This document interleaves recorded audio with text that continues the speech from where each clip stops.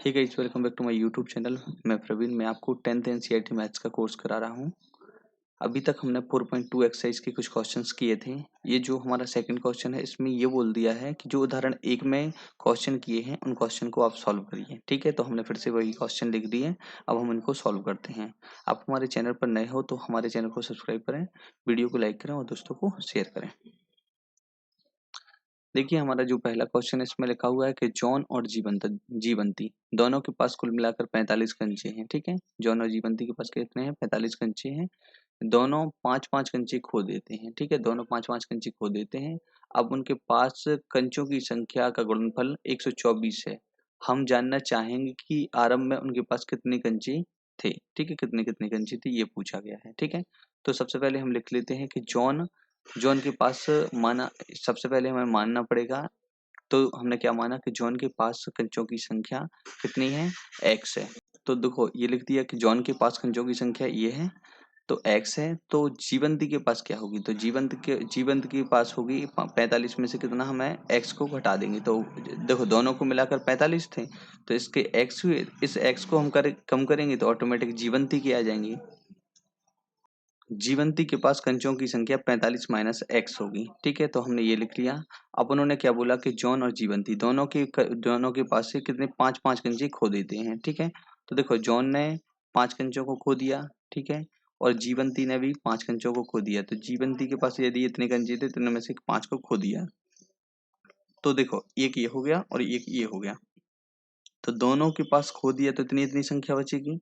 अब उनके पास कंचों की संख्या का गुणनफल, इतने जो कंची बची हैं इन दोनों कंचों की संख्या के गुणनफल हम करेंगे तो 124 आएगा, उन्होंने ये बोला है। ठीक है, तो x माइनस 5 हमारे पास लिखा ही था।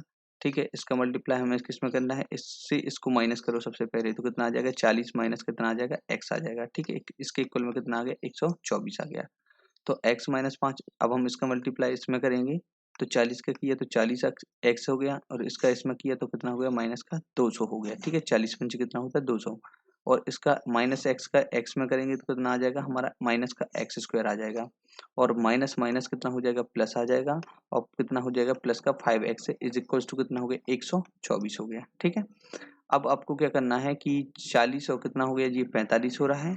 और ये 40 और 5 कितना हो रहा है? 45। इनको हम यदि जोड़ेंगे, ठीक है, और सबका पक्षांतर हम इस तरफ कर लेंगे। तो देखो हम सबका पक्षांतर भी करते हैं, जोड़ भी लेते हैं। तो पहले लिख लो 45 एक्स लिखा हुआ है, माइनस का कितना है? 200 लिखा है, और माइनस का कितना लिखा हुआ है? एक्स स्क्वायर लिखा है, और 124 लिखा हुआ है। ठीक है, अब इसमें हम क्या करते हैं? इसके आगे कैलकुलेशन करते हैं।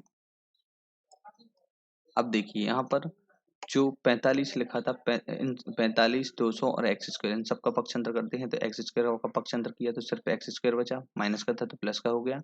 और माइनस का प्लस का 45 था तो यहाँ पर कितना हो गया? 45 एक्स हो जाएगा माइनस का। इस तरफ माइनस का था तो इस तरफ आ जाएगा तो कितना हो जाएगा? प्लस का हो जाएगा, प्लस का 200 हो गया। ठीक है, और फिर कितना बचा हमारे पास? प्लस का 124 पहले से था ही। ठीक है, इन दोनों को जोड़ देंगे हम। तो एक्स स्क्वायर माइनस का 45 एक्स, इन दोनों को जोड़ा तो कितना हो गया हमारा? प्लस में 324 एक्स हो गया। ठीक है, 324 हो गया ओनली। ठीक है, इसके इक्वल में कितना आ गया? 0। अब देखो 324 का यदि हमें क्या करना है, 324 के हम गुणनखंड करेंगे, हमें पता करना है कि 45 हम कैसे बनेगा। ठीक है, 45 कैसे बनेगा तो हम उसको देखते हैं। तो 324 का हम जैसे गुणनखंड करते हैं 3 से कर देंगे। ठीक है, 3 से करते हैं तो 3 से एक बार, 0 लगा दिया 8 बार। ठीक है, 324 हो गया। इसके बाद प्लस से 3 से किया तो 3 से कितना बार? 9 बार जाएगा। 3 बार, 3 जा कितना हो गया? 9 हो गया। एक बचा तो 3 6 18, फिर से 3 हो गया कि नहीं हो गया? यहाँ पे हमें 2 से करना था क्योंकि ये अब 2 से भी कर सकते बाद में यदि जरूरत पड़ी तो। ठीक है, 3 से अभी तक हो रहा है तो 3 से करो अभी भी। ठीक है, 3 से किया तो 3 एकम 3, 3 दूनी 6। ठीक है, फिर 3 से किया तो 3 चौके 12। फिर कितना? 2 से होगा तो कितना आया? 2। फिर 2 से होगा तो इतना आएगा 2। तो देखो 3 कितनी बार आया? 4 बार। तो 3 गुणे 3 का गुणा 4 बार किया। ठीक है, और फिर उसके बाद 2 का गुणा 2 बार किया। ठीक है, तो कितना हो जाएगा? 3 त्रिक 9 3 27, 27 ये आ रहा है। और उसके बाद 3 दूनी 6 दूनी 12। तो ये कितना आ रहा है? 12। 27 और 12 क्या ये दोनों 45 बन जाएंगे क्या? देखो इनको ये नहीं बनेंगे 45। तो हम क्या करते हैं? 3 त्रिक 9 3 27, और 27 का और हम करके देखते हैं इसमें कैलकुलेशन करके।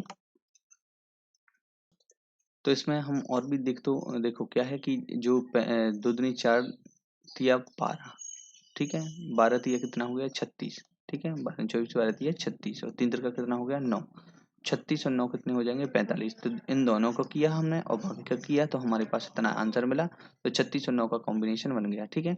36 और 9 कितना होता है 45 होता है, हमें पता ही है। तो एक्स का स्क्वायर माइनस का 36 एक्स लिखा है हमने और फिर इसके बाद क्या लिख दिया यहाँ पर माइनस का कितना कर दिया 9 एक्स कर दिया, ठीक है। 45 को 2 पार्ट में तोड़ दिया, प्लस में कितना हो गया हमारा 324 हो गया, ठीक है। इसके इक्वल में कितना आ गया 0 आ गया। अब देखो इसमें एक्स हमारा कॉमन निकला तो अंदर क्या बचा एक्स माइनस 36 बचा, ठीक है। इसमें कितना माइनस का 9 कॉमन निकला तो एक्स माइनस 36 वैसे ही बचेगा, तो ज्यादा मत सोचो, एक्स माइनस 36 ही लिख दो, ठीक है। तो हमारा एक आंसर एक्स माइनस 9 आया और दूसरा कितना आया एक्स माइनस कितना आ गया 36 आ गया, ठीक है। तो एक्स बराबर हमारी एक वैल्यू 9 आ जाती है, दूसरी क्या आ जाती है 36 है, ठीक है। तो दोनों ही आंसर आ गए हमारे पास, एक 36 है एक 9 है। तो आप देख लेना कि इसकी वैल्यू कितनी, एक के पास कंची कितनी थी 9 थे, एक दूसरे के पास कितने होंगे 36 होंगे, ठीक है। तो यदि इसके पास मैंने 36 माना, ठीक है, इसके पास 36 है तो दूसरे के पास कितने होंगे 36 में से 45 में से 36 घट जाएंगे तो कितना आ जाएगा आंसर 9 आ जाएगा। तो दोनों आंसर हमारे सामने आ गए, ठीक है। तो इसको इस तरीके से सॉल्व करते हैं। अब हम नेक्स्ट क्वेश्चन करते हैं। देखिए इस क्वेश्चन में लिखा है कि एक कुटीर उद्योग एक दिन में कुछ खिलौने निर्मित करता है। प्रत्येक खिलौने का मूल्य 55 में से एक दिन में निर्माण किए गए खिलौनों की संख्या को घटाने पर प्राप्त के बराबर होता है, ठीक है। तो हमें क्या करना है, आपको मैं एक बात बता दूं कि जैसे इसमें क्या दिया है कि एक दिन देखो किसी एक दिन कुल निर्माण लागत 750 थी।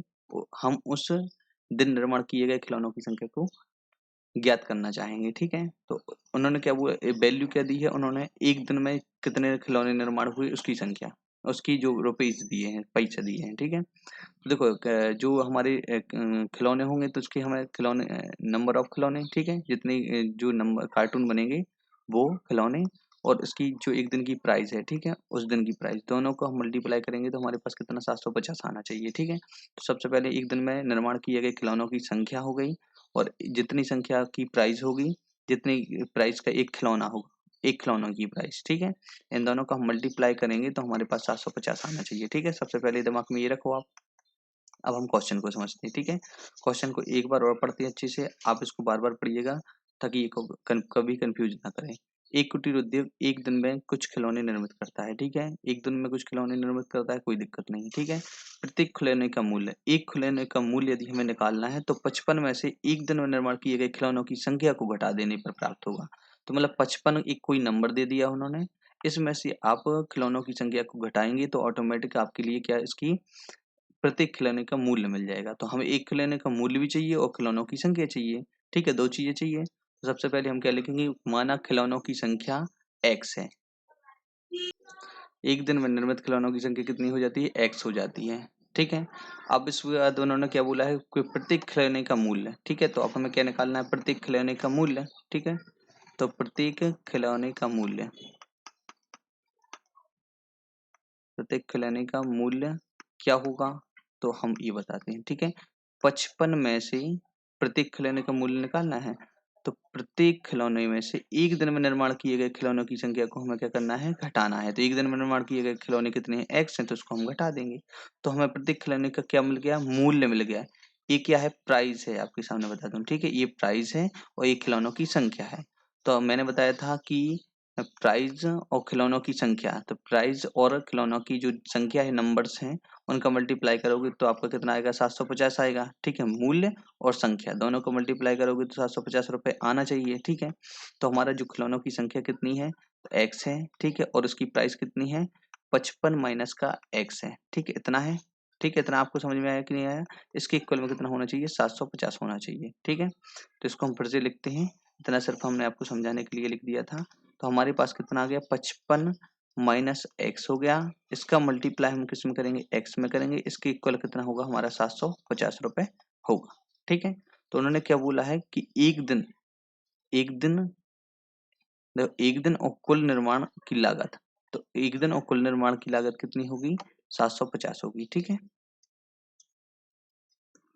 इन दोनों को हम मल्टीप्लाई करेंगे तो हमारा कितना 55x आ जाएगा। ठीक है, 55x, इस x का मल्टीप्लाई इसमें हुआ तो 55x आ गया, और इसका मल्टीप्लाई किया तो एक्स स्क्वायर आ गया, बराबर कितना आ गया 750 आ गया। ठीक है, तो इन सब का हम पक्षांतर कर लेंगे इस तरफ, तो हमारा कितना हुआ एक्स स्क्वायर प्लस का हो गया माइनस का 55x आ गया, और फिर उसके बाद कितना हो गया ये 750 हमारा प्लस में पहले से लिखा था तो हमने उसको लिख दिया, इसके बराबर में क्या आ गया हमारा 0।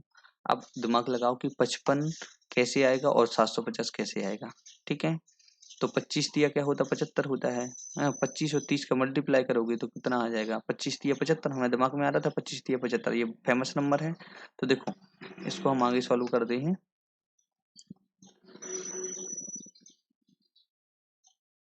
देखो इसके बाद यहाँ पर इसको हम कैसे तोड़ेंगे, एक्स का स्क्वायर लिखेंगे, माइनस का कितना करना पड़ेगा हमें 30।